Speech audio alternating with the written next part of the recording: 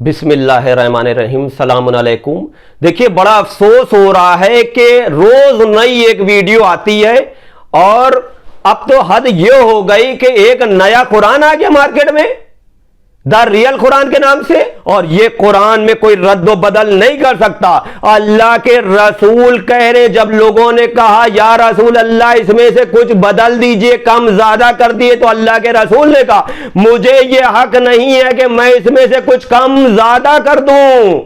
अगर मैं ऐसा करूं तो अल्लाह के अजाब से मुझे कौन बचाएगा।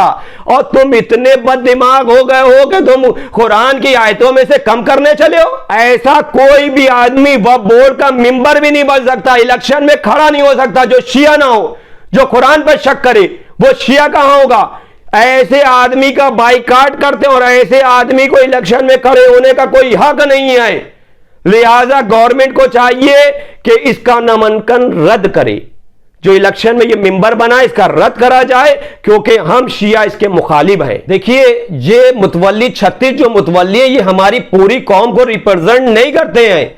इनमें से भी इसके साथ 21 हैं, 21 वोट इसको मिले, और 21 भी वो हैं जिनको अपने फायदे चाहिए। किसी को खबरों का पैसा खाना है, किसी को इमाम बाड़े का पैसा खाना है, किसी के फायदे हैं, रोजी रोटी उनकी चल रही है। तो ये 21 लोग हमारी कौम को रिप्रेजेंट नहीं कर रहे कि इनकी वजह से पूरी कौम वसीम के साथ है, जबकि पूरे लखनऊ की आवाम इसके खिलाफ है, लखनऊ के उलमा इसके खिलाफ है, लखनऊ की अंजुमने इसके खिलाफ है, और हिंदुस्तान की आवाम इसके खिलाफ है, हिंदुस्तान की अंजुमने इसके खिलाफ है, हिंदुस्तान के उलमा इसके खिलाफ है, और मुसलमानों के 73 फिरके इसके खिलाफ है, जबकि हिंदुस्तान की सबसे बड़ी अदालत सुप्रीम कोर्ट इसके खिलाफ है। उसके बाद भी ये ऐसे बेहुदा काम कर रहा है। तो हम मोमिनों से कहना चाहते हैं कि अब भी उठ खड़े हो, तो अभी भी हमारे दीन में कुछ गया नहीं है, वरना ये ऐसा कुरान राइज करेगा कि आने वाली नस्लें शक में जिंदगी बसर करेंगी। बंदा ऐसा होना चाहिए कि इमाम हुसैन अलैहिस्सलाम कह रहे कि परवरदिगार जिसने तुझे खो दिया उसने पाया क्या, और जिसने तुझे पा लिया उसने खोया क्या।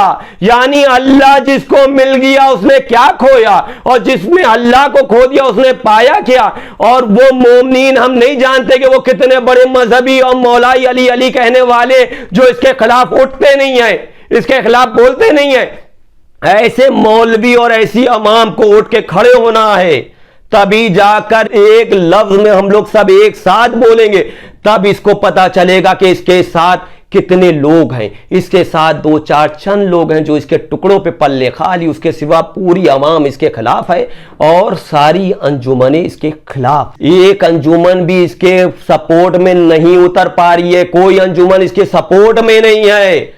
सिर्फ चंद लोग जिनको इससे फायदा उठाना है, उसके सिवा सब इसके खिलाफ हैं। और हम लोग इसकी मजम्मत करते हैं, और हम अपनी गवर्नमेंट से कहना चाहते हैं उस कुरान को बैंड कराया जाए, और जो इसने लिखा है उसको बैंड कराया जाए। ये पब्लिक में शाया नहीं होना चाहिए, और इसके ऊपर गवर्नमेंट को एक्शन लेना चाहिए। और हमारी गैरतें ये है कि हम खामोश बैठे हुए हैं। सिर्फ हमारा काम ये नहीं है कि वीडियो बनाई और फेसबुक पे डाल दिया, हमको उठ के खड़े होना है, मैदान अमल में आना है। आज 11 साल से हम लोग लड़ रहे हैं वसीम रिजवी से, और जब लोग कहते थे बहुत अच्छा इंसान है, तब भी हम लोग उसके खिलाफ थे। आज भी हम उसके खिलाफ है, क्योंकि हम पहले दिन से जानते थे ये आदमी कैसा है और क्या इस्लाम को नुकसान पहुंचा रहा है। आज लोग जान रहे हैं, और अभी भी अगर हम लोग उठ के खड़े एक साथ नहीं हुए तो बड़ा नुकसान होगा।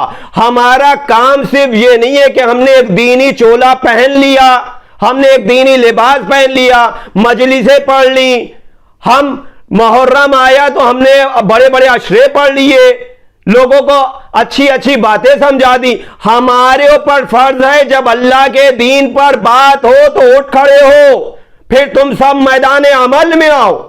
क्या हमने इमाम हुसैन अलैहिस्सलाम से यही सीखा है, जिसने अपने बच्चों की, अपने खानदान की पूरी कुर्बानी अल्लाह के राह में दी? हमें यह नहीं देखना है कि हमारे साथ मजमा कितना है, अगर अकेले हैं, जनाबे इब्राहिम अकेले थे और अल्लाह के लिए बोला करते थे, अल्लाह के परचम को उठा के चलते, और अल्लाह ने उनको इनाम ये दिया, अल्लाह ने इब्राहिम को दोस्त कह के खिताब किया क्योंकि अकेले अल्लाह के दीन की मदद करते थे। हमें ये नहीं देखना है कि हमारे साथ मजमा कितना है, हमारे साथ लोग कितने। हर इंसान पर फर्ज है, चाहे वो दीनी लिबास पहने हो न पहने हो, अगर अल्लाह के दीन की बात हो, अल्लाह के रसूल की बात हो, अल्लाह की किताब की बात हो, अल्लाह के अहले बैत की बात हो, तो उठ खड़ा हो और अपना दीनी फर्ज समझकर अल्लाह की राह में निकले। वसीम रिजवी ये कह रहा था कि इमाम आएंगे तब असली किताब लेके आएंगे। तो भैया तुमने ये द रियल कुरान कैसे लिख दिया? तुमने ये कैसे किताब लिख दी? तुम कौन हो? तुम्हारे पर वही आई है या तुम्हारे बाप दादा रसूल थे? कौन थे तुम? हमें तो लगता है कि तुम मुशरिक हो, नजिस हो, जो ऐसी हरकतें कर रहे हो, गुमराह हो। अब हम लोग गुमराहों का कुरान देखेंगे? तुम्हें नहीं पता कि कौन सी आयत मक्के में नाजिल हुई, कौन सी आयत मदीने में नाजिल हुई? तुमने पूरे पूरे सूरे मक्के मदीने के लिख दिए, जबकि सूरों में आयतें अलग अलग हैं। तुम्हें क्या पता कुरान के बारे में? हमारे दीन पर अगर कोई उंगली उठाएगा तो हम लोग घर में बैठने वालों में नहीं हैं। हम किसी की बात नहीं करते, मगर हम अल्लाह के दीन के लिए हक वक्त बोलेंगे। हमें कोई चीज का डर नहीं रहता, हमें सिर्फ डर है तो अल्लाह का और उसके रसूल का और अहले बैत का, ये हमें डर है। बाकी हम किसी से नहीं डरते। हमें जेल में रहना पड़ेगा तो भी हमें गवारा, हमारा कारोबार डूबेगा तो भी हमें गवारा। अल्लाह के लिए हम बोलेंगे। और खाली हम वीडियो से काम नहीं चलेगा कि हमने वीडियो बनाई और फेसबुक पे डाल दी, खाली 24 घंटे लोग देखेंगे, 48 घंटे लोग देखेंगे, खत्म हो जाएगी। हमें उससे काम नहीं है। हमारा मकसद है मैदान अमल में आना, और हम अल्लाह का करम से हर वक्त मैदान अमल में हैं। कभी भी ये ना देखिएगा कि हम लोग मैदान अमल छोड़कर भाग गए हों, हमेशा रहेंगे। और हम लोग हमेशा वसीम जैसे लोगों की मुखालफत करते रहेंगे, जो कुरान, अहले बैत, रसूल और अल्लाह के खिलाफ बोलेगा, उसके खिलाफ हम लोग हमेशा रहेंगे। क्योंकि हमारी जिंदगी का मकसद यही है, क्योंकि अल्लाह ने हमें इबादत के लिए पैदा किया। खुदा।